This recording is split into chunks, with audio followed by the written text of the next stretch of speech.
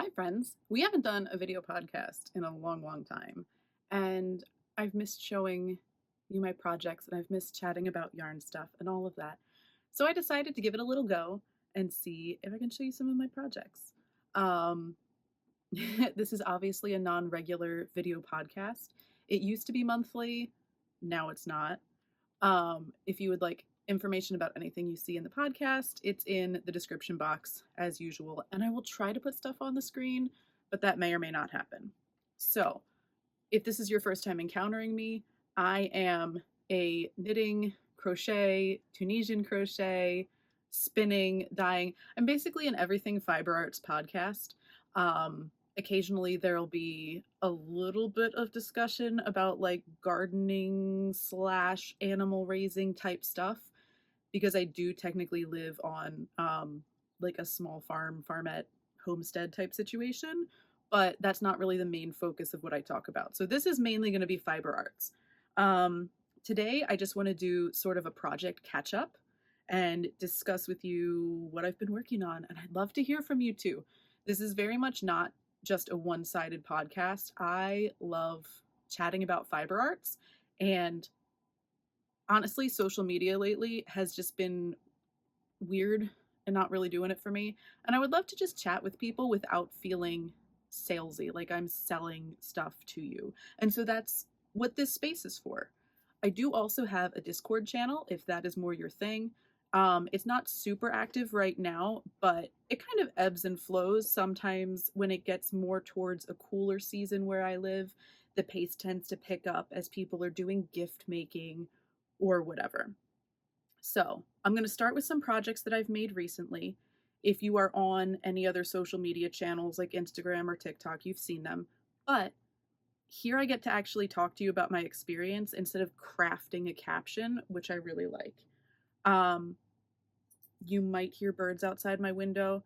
It's a really warm and really humid day where I live, which is why, hi dog, which is why I look like I do. I'm not super fancy today, and the windows are shut so you can hear less of the outside noise. So we'll do our best. This is the Farm Doodle Cowl by Pacific Knit Co. And if you are on social media at all, you have probably seen some of these doodle types of cowls. It is what Pacific Knit Co. is known for. So her patterns give you see how these are each sort of different color work charts that are separated? I'm realizing I don't know how close to the camera I'm getting. These are color work charts that are separated. So like the sunshine, this is supposed to be a field, the barn, the sheep. If you look at other people's projects, their projects are going to look completely different because the maker chooses which order to put the color work design in. I opted to make sort of like a farm scene. Some people did stuff where they alternated like egg, chicken, or like tree, plant, tree, animal. You know what I mean? There's all kinds of options, and I think it has something like 25 charts in each pattern. So the pattern itself isn't anything like super amazing. That sounded mean. This is a tube, right? Like this is a tube cowl. You cast on, you knit up, you bind off. And the other option in the pattern is one of those long, where you knit the tube all the way around the neck and then graft the ends together. So it's not that the pattern itself is so like groundbreaking, but people seem to enjoy putting their own color work charts together. So it's more like you're paying for a stitch dictionary, and she's giving you suggestions of how to use it, which I find so interesting because I don't know that this would go over as well if it was like cables or lace or whatever, where the texture could mess with the shape of the project. I think this goes over well because specifically that it's color work and people can sort of assemble their own project without having to do math. I think the math is what throws people off a lot of times. So anyway, I test knitted this for her. I haven't been doing a lot of test knits just because I've found that life gets in the way, number one. And number two, I really like to modify patterns. I do not like having to follow someone else's instructions. Shocker. So this one I signed up for, I don't know why. It was an impulse. Um, and it took me way longer than I anticipated. I am not new to color work, but these motifs, a lot of them have 3 and 4 colors in the same row. So it's definitely an intermediate color work pattern. There is a fly. If you see a fly, don't judge me. My windows are usually open and I live in farm country. And I have fly traps everywhere. So these have 3 and 4 stitch, no, 3 and 4 color stitch patterns. So the one that really, really got me, for example, is this barn pattern. So in a couple of these rows, you have the green background color, you have the red of the barn, you have the silver of the silo, and you have the black of the outline. So my genius butt decided, oh, I bet I can make this easier if I do bobbins like in Tarja, so I'm not carrying 4 colors at a time. And so I made bobbins for like here in between. There was bobbins for here and there was a bobbin for the silo. So I was only carrying the black and the red, and the silo and the in-between columns were bobbins, and it is not the way. Let me just tell you, the tension issues that I had, oh my gosh, I didn't think it was going to block out this smoothly. This blocked out amazingly compared to how it looked while I was knitting it. So anyway, this is the Farm Doodle cowl. I'm trying to remember if I added buttonholes to this, because this is like a folded over ribbed tube at the top, and I think I did add buttonholes. I just don't know. Wait, yep. It's so hard to see because it's black yarn, but there are little like buttonholes right here, so you could thread a cord through it and cinch it tighter at the top, so you don't have that really annoying things that happens with tube cowls where it's like gaping down the front and the thing that's supposed to keep your neck warm doesn't keep your neck warm. So yeah, overall I do like this. I think I will wear it. I think that for color work in the future, I don't know that I'll do a cowl, or maybe I would do one of the ones that goes sideways, like all the way around, just so you can see the pattern. Yeah, so that's that. That is something that I have finished. I'm rearranging projects over here. I have bags and bags of things that are started and not yet completed, purely because a lot of them are blankets or sweaters, and it is now hot and I don't have air conditioner on. So I don't really want to finish blankets. Like, I don't want a pile of wool on my lap right now.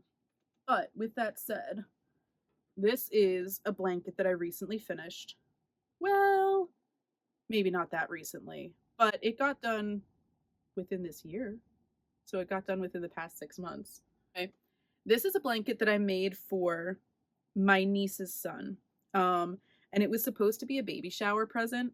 And this is going to sound ridiculous, but I got intimidated by her like coolness. Cause she is someone that's fairly stylish, and she's like 20.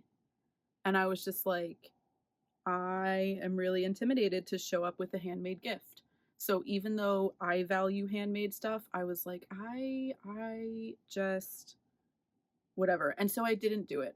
And so now my great nephew, she's my niece, she had a kid. Yeah, great nephew is like 2. So I made the blanket a little bit bigger so that he would be able to snuggle with it. And it's finished and I just haven't sent it yet. So this is a side to side, just one of those garter stitch blankets that starts off like you start a washcloth, right? It just starts from this point and it increases until the widest point, and then you decrease down again. I actually really enjoyed this project. It is 2 strands of Knit Picks Brava 500, so it's acrylic, and it's 2 strands of it held together on I want to say US 15 needles. It's like a 10 millimeter or something. Like they're fairly chunky, fairly substantial. So it's a thick blanket, but it's drapey. And the Brava 500 is 500 grams of worsted weight acrylic yarn. So I literally just held the two together, knit until I had about 250 grams left in each ball, and then decreased. And it worked out just fine, which I love. So it's 1,000 grams of yarn together, which it's really weird. So I am obviously American, you can tell by how I talk, but I measure the weight of my yarn in grams because it's more precise. Like it's so much easier to say 50 grams of yarn than it is to say however many ounces that is. So yeah, metric is actually just all around much easier. I love it when I have designers who send me things to edit and they're like, I work based in metric. I'm like, oh, yes, thank God, because you can calculate so much more precisely. It's just, and logically, it's much easier to understand. So, anyway, this is just a garter stitch increase decrease type blanket, and he's like almost 2. I'm gonna have to ship it. They live like 5 hours away, so I've been holding off shipping it, but I'm gonna have to just like bite the bullet and stick it into a box and mail it. Um, Speaking of blankets made for other people, I obviously have this thing where I just want to make baby blankets for people who have are having babies. And one of my sisters-in-law had twins last fall, and they were rainbow babies, which is a baby after a loss. So I decided that I wanted to make her a really big, like family-sized rainbow-themed blanket because she lost a set of twins and then had a set of twins, and I just wanted to honor that loss while acknowledging and congratulating on the new babies. So I started with a pack of mini skeins, DK weight mini skeins, and I made a whole bunch of granny squares that I was just going to join together in like a cute little pattern. And when I had them all made up, I realized that it was only maybe like a toddler blanket size, like it wasn't super big.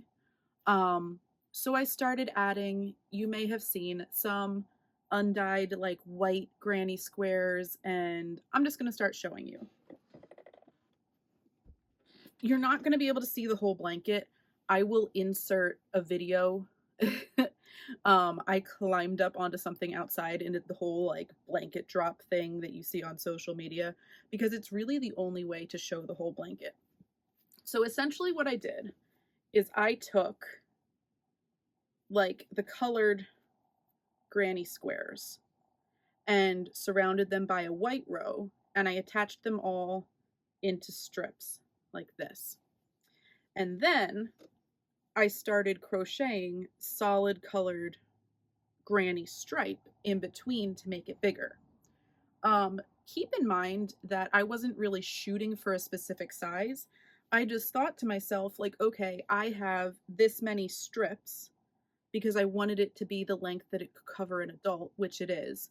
It covers me, I'm 5'5", and it covers me from like under my neck and it goes over my feet. So I started, again, keeping with the rainbow theme, started down with orange and like pinky orange. And I was just trying to do sort of a fade type effect where the colors would relate to each other in some way, shape, or form. And what I ended up with was a blanket that's almost covering a queen size bed. So when I got to the end, I found that the granny squares curled in. So I wanted to do some type of border without making it like too crazy. And I was also worried that I wouldn't have enough left over of each of these yarns to go all the way around the blanket once, because some of them just used up different amounts of yarn. Like a couple of these, ooh, my voice. A couple of these are DK and a couple of them are sock yarn held double. Like this orange is sock yarn held double. The deep green and the blue our sock yarn held double, and everything else is a single strand of DK weight. So they just worked up differently, and I was worried that I wasn't going to have enough yarn to go all the way around. So this is a continual, let's see if I can get closer, half double crochet in the third loop spiral border. And I just kept going around and around and around and around, using up the scraps of each color that I used for like the in-between solid stripes. And when I got to this last, like the orange, the last color, I kept track of how much yarn that I had left. And the last round is just slip stitches in the third loop. So you can see that it kind of looks like half an I-cord. And that's because it's just slip stitches in the third loop. So I am very happy with this border. 100% will use it again. It is stretchy without rolling, and it has structure. The one thing I discovered is that in the beginning, in the corners, I was doing sort of like a pointy corner, like you would a granny square, and that made the edges really, really point out, as one would expect because it's a pointy corner. So for the last few rounds, I did a more rounded corner, and I like that a whole lot better. So the video either will be inserted or has been inserted of this blanket drop. And again, this is for someone who lives like 2.5 hours from me. Oh, that is not folded straight at all. I will refold that. So I am going to have to jam this into a shipping box and just send it to her and like pray it survives.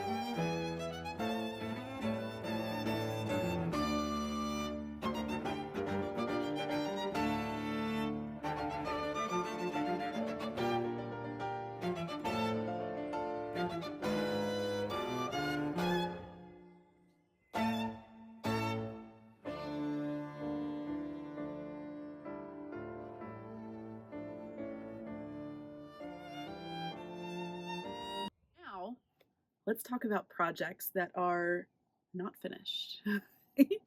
I'm just going to start with my pile and start going through stuff. I have a lot. I'm not going to show you everything that I'm working on. I am going to try and show you stuff that I'm actively working on. So I'm not going to show you like the sweater that has been languishing for 2 years and probably needs to be frogged at this point because obviously it's not getting finished. I'm going to show you the active projects. So this first one takes a little bit of balancing. This is a scrappy rug that I'm working on. And so this, let me get myself straightened out because I've got multiple things going on here. If you haven't seen this, I'm going to do the influencer thing. I'm real sorry. If you have not seen this, this is called a cordsmith. This is an I-cord knitting tool. So basically what I am doing right now is I am knitting, again, covering my face, hopefully. I am knitting an I-cord on this tool, and then as I make more of it, I am using a crochet hook, a giant crochet hook, to make a spiral scrappy rug. And the reason I'm doing this is because I saw this tool online and I thought to myself, that looks really fun. Because I hate knitting I-cord. Like, I don't know if I've mentioned this before, but I loathe knitting I-cord. And this thing, you literally just sit and like, ta-da, I'm knitting I-cord, right? Very easy. And yeah, there's the spiral ones that you can crank around, but I happen to not like them, so I'm going to use this. But anyway, I saw this advertised by Autumn, who runs the Size Inclusive Collective, and she manufactures these. and the video went viral that she made. And I saw it and was like, that's really cool, but it's not a need. Like, what useful way could I find to use this? Because I don't make a lot of projects with iCord. So I would like to actually have a use for the cord that I'm making, not just have miles and miles and miles of iCord around, because like this is enjoyable. Honestly, this is like a little fidget toy and it clicks. And so I just sit and do this. And I would easily end up with miles of iCord because I'm just sitting here doing this. So I decided to start making a rug because this is actually useful, right? It's something that can be made from scraps from the Cordsmith tool.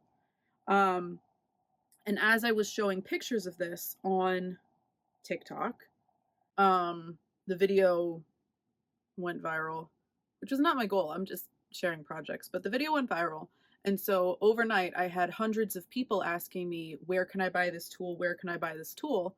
And my response, which was accurate, was to send them to Autumn's website, which is fine because that's where I got it. But I was at the point that I was like, I am doing hours and hours and hours worth of promo work for her, which again, like that's fine because it is her product. But when she started offering wholesale accounts, I was like, I would much rather be getting a kickback from referring people somewhere, honestly. Like if they're going to buy it somewhere and they're going to ask me specifically, where can I buy this tool?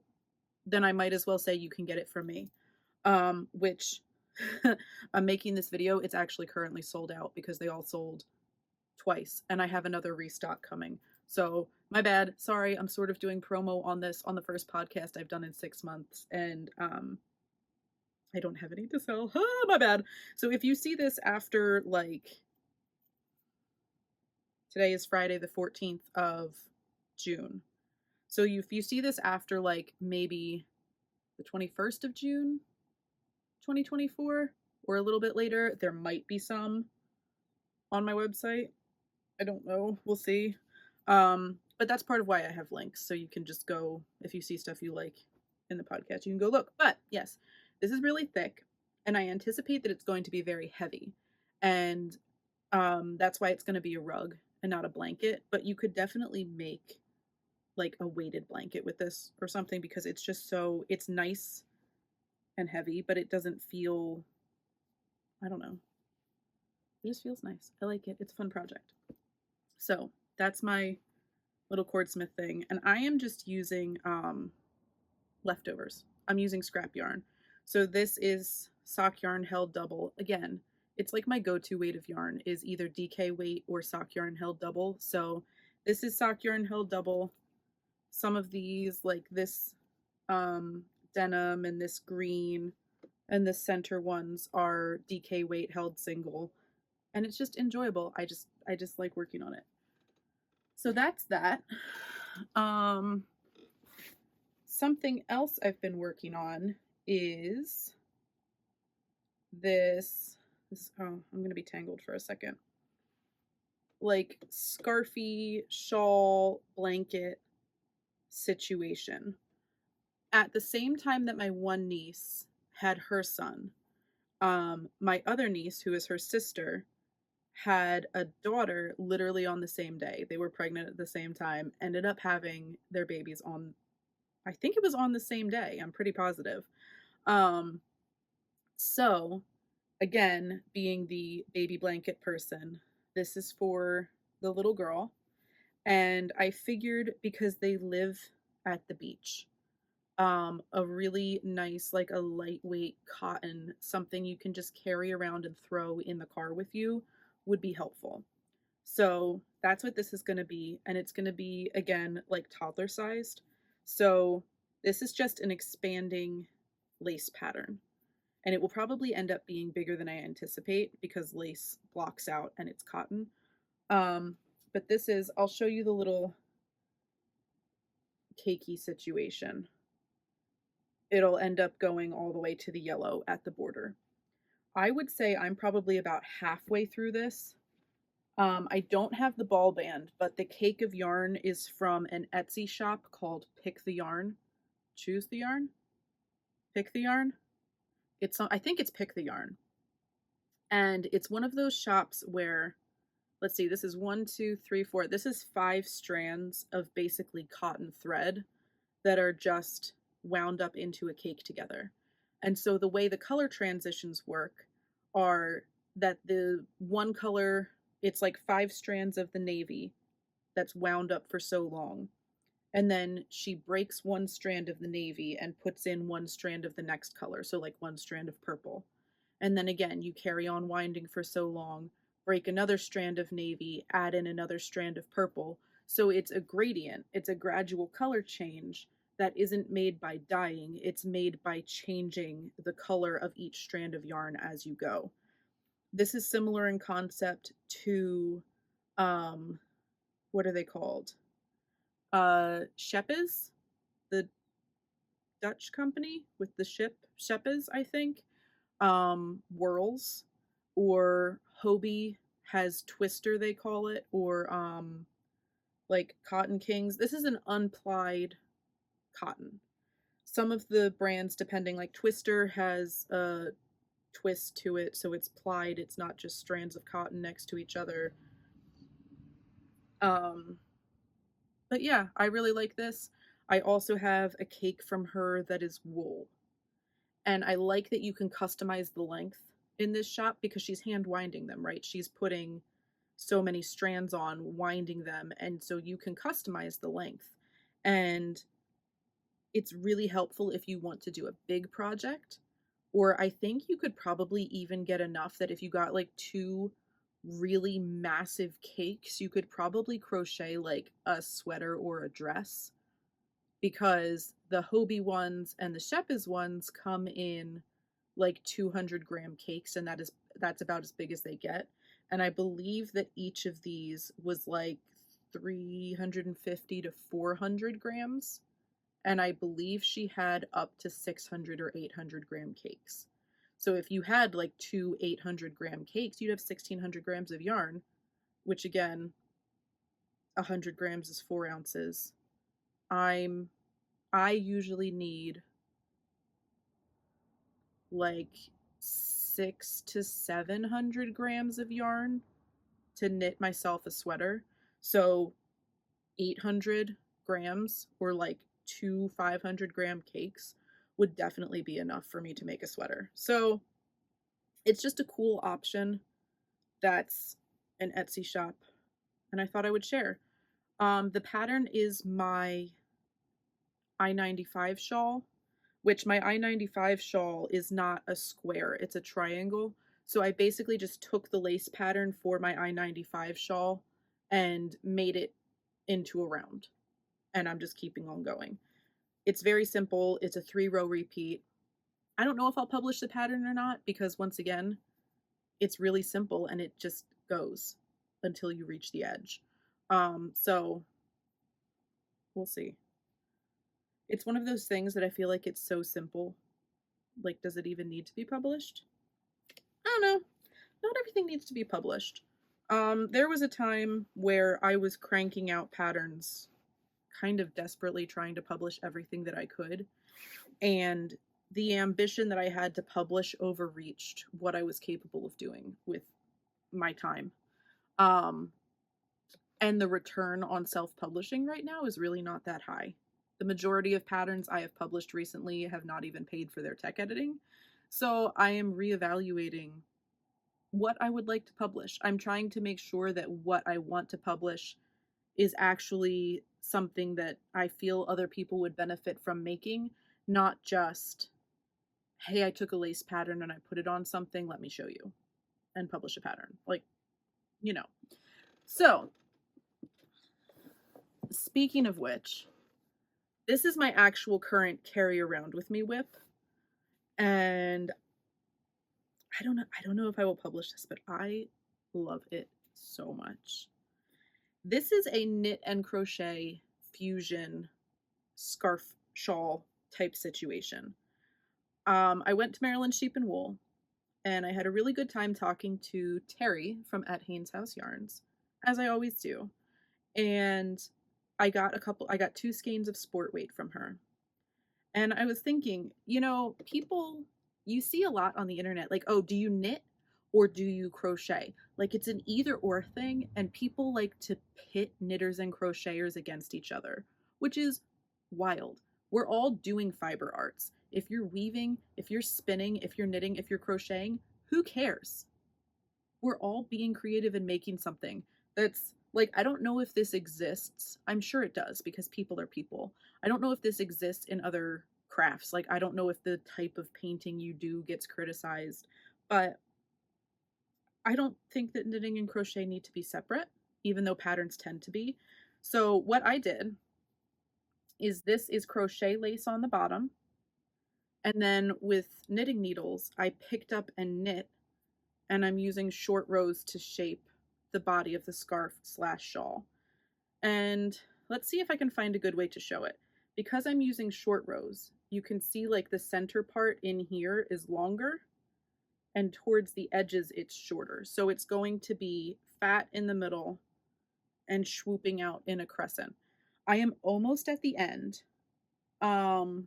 Like I'm almost at the edge of it, and it's like 400 something stitches. So I'm debating, oh no, I'm tangled. Oh no. It's okay. I'm debating using the Cordsmith. Well, look, this is the other fun thing too. I can just pull this off. I'm debating using this to do an I-cord bind off, because then I could just like ka-ching, ka-ching, ka-ching, ka-ching across and have a nice I-cord edge without having to actually knit it. So I might do that. It's probably going to depend on the quantity of yarn that I have left, whether or not I do that. Because this is actually my first bottom-up shawl, and I did this in a spreadsheet because spreadsheets are the best and they're extremely helpful. So basically what I did was I crocheted a bunch of lace for the bottom, and there wasn't really any measuring, to be honest. I was sitting in church and I just kept going, and my pastor preaches really long sermons, and so I kind of just kept going with the foundation row for like the duration of his sermon. And I was measuring it with my arms. So like there's a foundation single crochet row in here, and so I was sitting in the back of the church periodically just holding it up and seeing like how long is this, and I think I went for my wingspan and a half because I knew that it was going to swoop with the crescent. And I do know that I measured it afterwards, but I don't really remember what I measured it to be. And so then what I did is I took the gray and I knit a garter stitch swatch. I knit like a really, really big garter stitch swatch so that I could measure and see how much yarn per stitch I would be using. And I also wanted to see whether the stitch gauge matched up with the crochet, right? To see like how many stitches or what size needle would be a good size to pick up all of the stitches. So I landed where I landed. I had my gauge. I had the amount of yarn per stitch that I'm using, and I slapped it all into an Excel spreadsheet, and then basically just adjusted the number of stitches that is extended per short row, because that's like percentage of, and did like a percentage of yarn. It's really fun. Honestly, I enjoy it.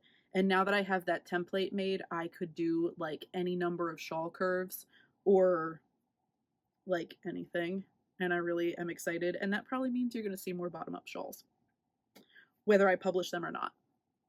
So, in theory, I will finish this gray portion with about 5 grams of gray yarn left. And the crochet border took exactly 50 grams of yarn. So I have 50 grams of yarn of this green, and I feel like that should be more than enough to do the I-cord bind off across the top. I guess if it's not, I will have to revisit that concept, but because of the little tool, the I-cord doesn't take very long. So if I do a 400 stitch I-cord bind off and I run out of yarn at the end, I'm not really going to cry about it. I'll just figure it out. I do know that I don't want to do a regular knitted bind off because I don't want to deal with the edge being either too tight or too loose, which you would think that I would have mastered the art of doing a knitted bind off that is neither too tight nor too loose, but I have not. So here we are. And if this doesn't work, if the I-cord, like I don't have enough yarn, I will maybe just do like a single crochet bind off or maybe like a picot. I don't think I would want a picot on my neck, but you know what I mean. This is the thought process.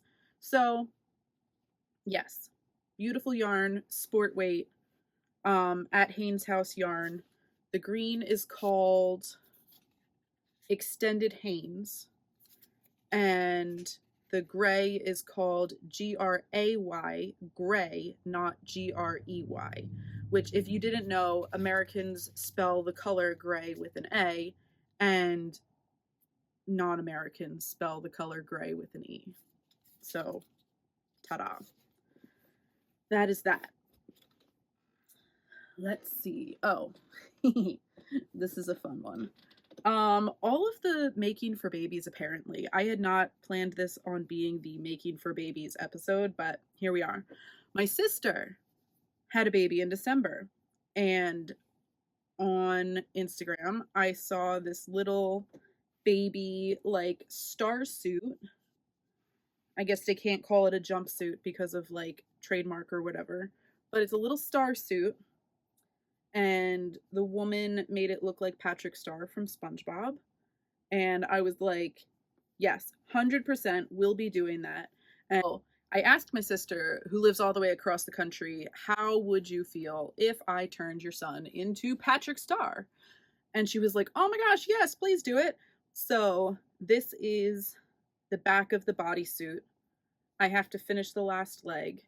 And then it's basically like you go around the edge to make it bigger.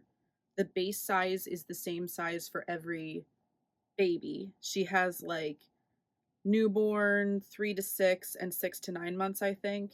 And by the time this is going to be done, my nephew is going to be like, let's see, this is June, and he was born the end of December. So he's 6 months old already.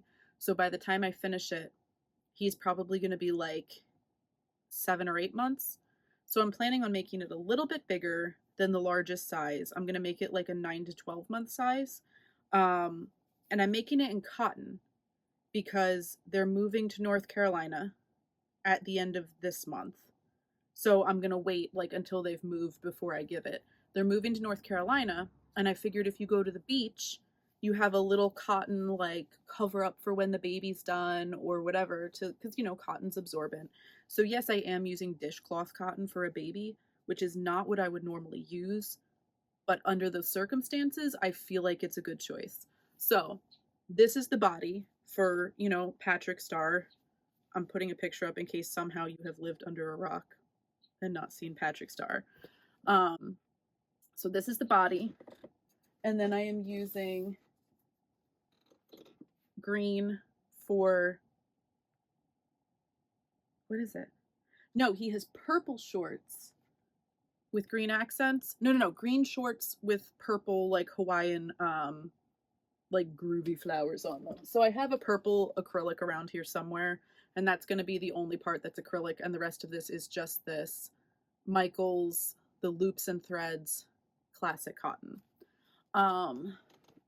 So that's in there. That is that project. I told you, I have a ton of stuff that I'm working on. This is another active project, and you can see the green theme. I don't really know what's up with the green. I've never really been a green person, and then I moved out to where I moved. I basically moved from the city to the country 3 years ago, and I really like a lot more of the earthy tones now, and I'm wondering if it's because I see them outside. Like, I am now surrounded by so much more green, and I've been learning to garden, and I've been learning to like take care of fruit trees and animals and stuff, and all of a sudden the like the green and the earthy colors are appealing to me much more. Not pastel. Ugh. No pastel. But this is occasionally I will get like emails about influencer campaigns and they're like, "We'll send you yarn if you post it online." And the majority of them I turn down because I don't really want to be obligated to post certain things online because that's just not my jam. But this is yarn from this is not the obligated part, by the way. I'm not like selling products to you right now.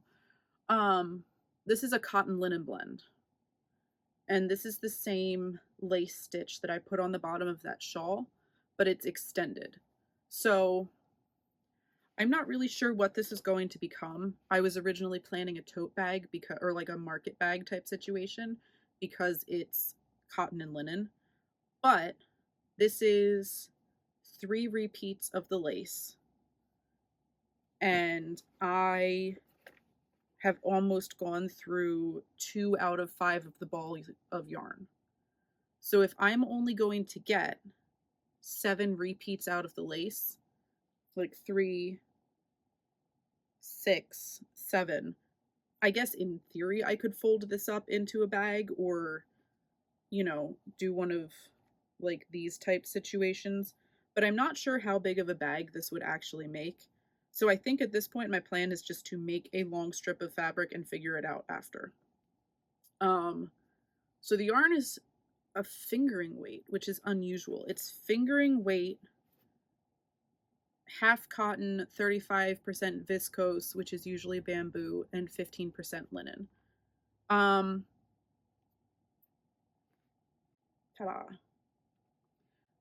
I don't like that the colors are marled together. I do like how it feels.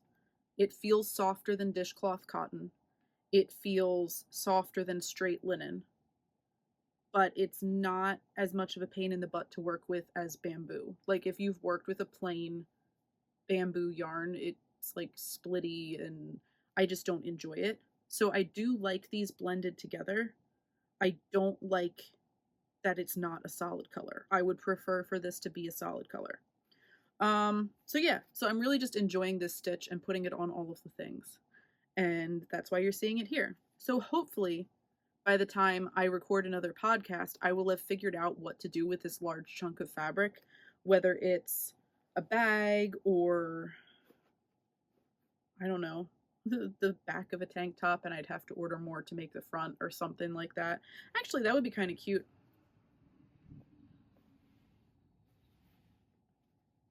If it were long enough. That would be a pretty cute, like, back of tank top type situation, but there's no way this is going to be big enough for me to put on my body. So, I don't know. I don't know. This is a process, not product project. How many P words can I say in a row?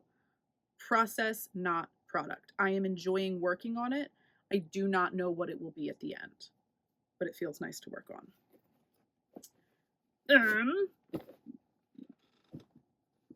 Let's see what's in here.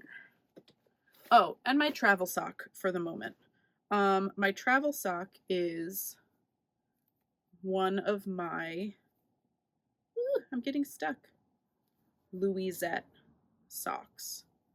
It might be hard to see. This is a toe up lace sock. It has a short row heel, and usually it either stops at the ankle or the lace doesn't go on the back.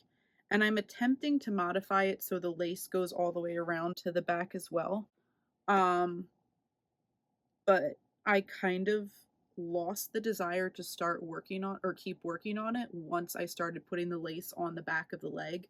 So I might just frog back down to the heel and add a cuff and have it be a shorty sock and kind of just call it a day. Because I don't want to have another pair of socks languishing, just like chilling in the bag forever. And I am enjoying crochet much more than I'm enjoying knitting right now. So I know that if I don't make a plan and finish these, they're just going to sit here for a really long time. So this is actually a finished project, which I forgot to show. But once again, I'm just swatching lace. Like I was just trying to see if this is something I would want to make into a shawl eventually. And then um I was just enjoying the stitch pattern and so I made it. And what it is a little like a head kerchief bandana thing. I can't really show you right now because my hair is up, but the problem that I ran into is that I have a giant head. So when I make things like this, they're either going to stop too soon on my head and stop too soon from the side, or they're just not going to be like the right shape and the right size. So this is the first one, and I did get it to work out, but I want to use the same concept and make maybe a couple of more in different stitches and see if I can make them fit larger head sizes a little bit better. Um, I just wanted something to tie my hair back for the summer. A lot of times I have my hair either down or in a French braid, and it's longer than it has been in a long time. It's down to like here right now. Um, and because usually by the time it gets to here, I chop it like all the way back up to my chin, but I'm not doing that this time. I'm like, well, I don't know what to do with my hair. What do I do with long hair? So I'm trying to find options to put my hair back. And one of them is this. You're gonna see it like poke up funny, but so I can put it on and just tie it around the back. And when I don't have a messy bun in, it just sort of like holds the front of my hair back.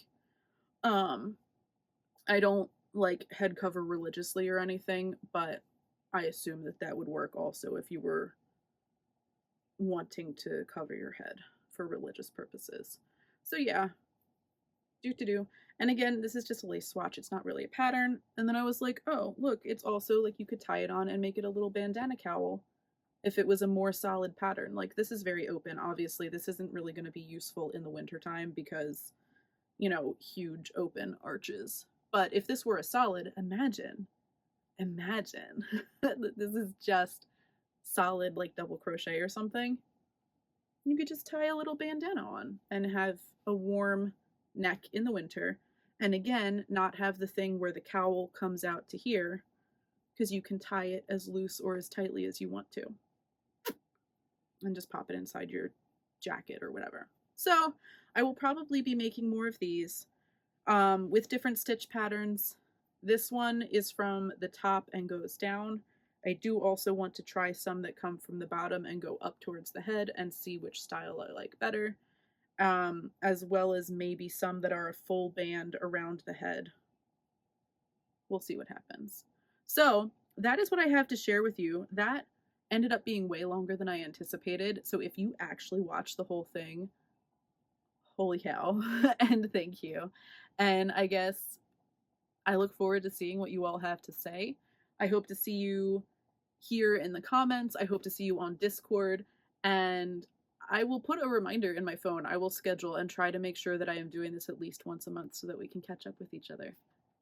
Thank you for watching. It was nice to get this done. Bye.